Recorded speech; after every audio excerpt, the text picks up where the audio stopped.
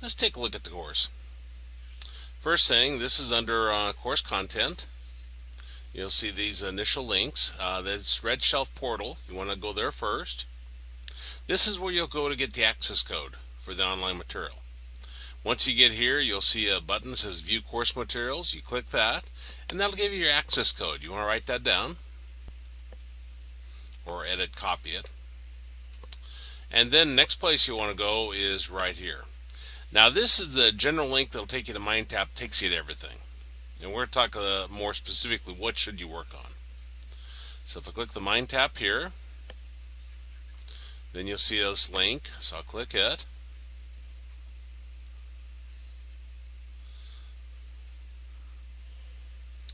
This will bring up all the material. And I'd recommend watching these first videos right here. Welcome to your course, getting started with Mindtap. Also, you probably want to download these data files to a flash drive. We'll need those later on in the course. I've decided to leave everything out here, if there's additional material you want to work on, you can. You don't have to. Now I'm going to just generally talk about Mindtap. If I come down here, I'll go to Unit 2, even though Unit 1 is the first one we're going to be working with. This has a lot of the different elements here. If I do Unit 2 read, you see there's a preview here. That'll tell you kind of what we're going to be covering objective wise. And here, if I click this Unit 2 read, it'll bring up the ebook to that particular chapter. So you want to go through and read everything in that chapter. Now, when you close this X, you want to make sure you close this one right here, not the one in the upright. The one in the upright will close the entire Mindtap. This will just close the activity you're on. Then there's Visualize. These are visualize little videos you can watch. There's a Unit 2 code. And you'll see that a lot of these say counts toward grade. And it'll seem overwhelming here. This one has a total of 29 programming exercises. I'm not going to assign all of those. Only the ones I bring over in Blackboard are the ones you need to worry about. So I leave them out here, so if you want to practice other ones, you can, but you don't have to. Now let me bring up one of them. I click this on Programming Exercise 2.2-4 here. Quickstart Assignment.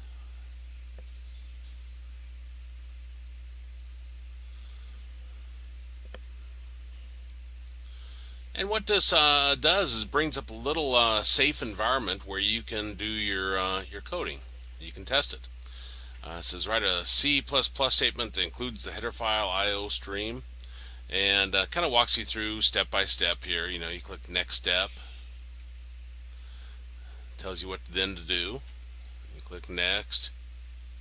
Tells you what to do next, and so forth. Now, when you have your program here, you can test it. You can run the code. So like if I click test, it says your project's being tested. 0 of 11 test pass. So I haven't got anything right yet because I didn't do anything.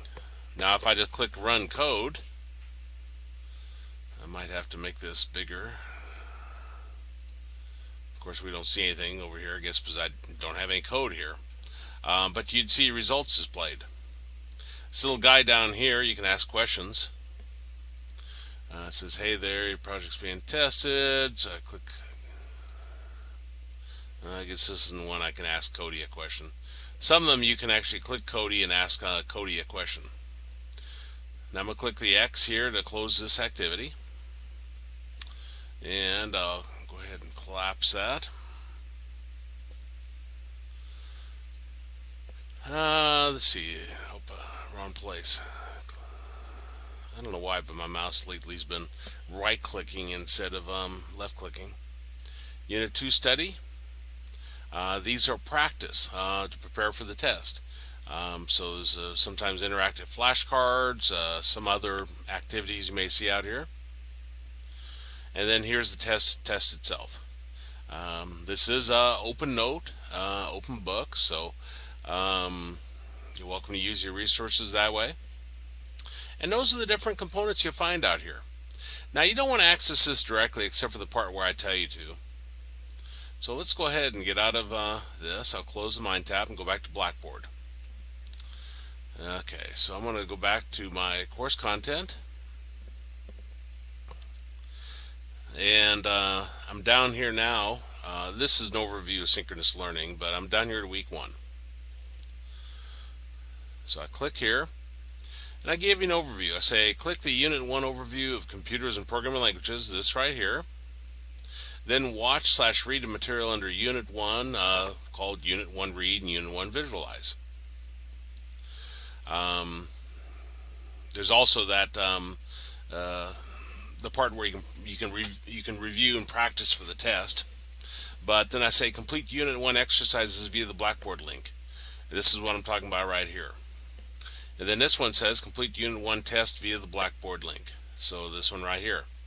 So for this first week, as an example, there's 2 graded activity. Unit 1 exercise and Unit 1 test. I thought this would be a lot cleaner way than telling you to go to Mindtap and to click the whichever links. I just put them right here. Now, after you grade these, they should eventually appear in the grade book. There's a sync process involved, so it may not be immediate, but you will see it appear over there. Now, let me go back to course content.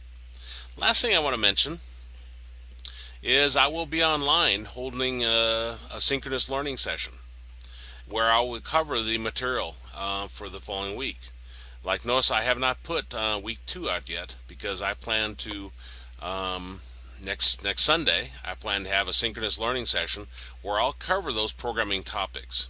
I'm not going to go over and read PowerPoint to you, but programming involves being able to see, so it's kind of a visual. It's not as easy as to read. And they have videos out there in Mindtap, but I'm going to create my own video. And after I do that synchronous learning session, then I'll put the material out for the week. Now you're welcome to attend the synchronous learning session. During this week, I'll put the Zoom link out here, and you can sign on. If you can't sign on, it's not a big deal. I plan to record it in YouTube video format and then provide you with a link. Well, that's the overview of the course I wanted to cover. And good luck in the course, and if you have any questions, please let me know.